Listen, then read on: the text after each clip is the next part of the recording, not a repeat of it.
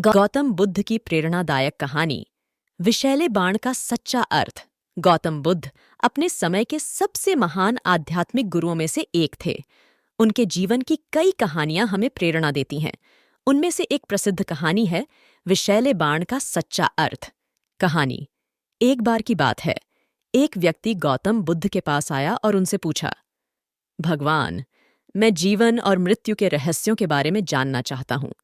क्या आप मुझे इन सवालों के जवाब देंगे? बुद्ध मुस्कुराए और उस व्यक्ति से कहा, मैं तुम्हें एक कहानी सुनाता हूं। एक बार एक व्यक्ति जंगल में यात्रा कर रहा था। तभी उसे एक विषैला बाण लगा।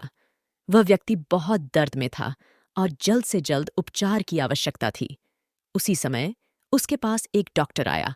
डॉक्टर ने कहा, मैं इस बाण को तुरंत निकालकर तुम्हारा उपचार कर सकता हूं। लेकिन वह व्यक्ति कहने लगा, रुको, पहले मुझे यह बताओ कि इस बाण को किसने चलाया? वह कौन है? किस जाति का है? उसका रंग कैसा है?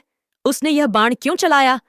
बुद्ध ने उस व्यक्ति की ओर देखा और कहा, उस व्यक्ति की तरह तुम भी हो। जीवन और मृत्यु के रहस्यों को जानने की बजाय तुम्हें अपने वर्तमान दर्द और समस्याओं का समाधान ढूंढना चाहिए। जीवन की समस्याओं का समाधान आत्मज्ञान और सत्य की खोज में है। सीख: इस कहानी का सार यह है कि हमें अपने जीवन में वास्तविक समस्याओं का समाधान पहले खोजना चाहिए। अकारण सवालों और चिंताओं में उलझने की बजाय हमें वर्तमान में ध्यान केंद्रित कर समस्याओं का हल ढूंढना चाहिए। बुद्ध हमें सिखाते हैं कि सत्य की खोज और आत्मज्ञान ही जीवन की कठिनाइयों से मुक्ति दिला सकता है।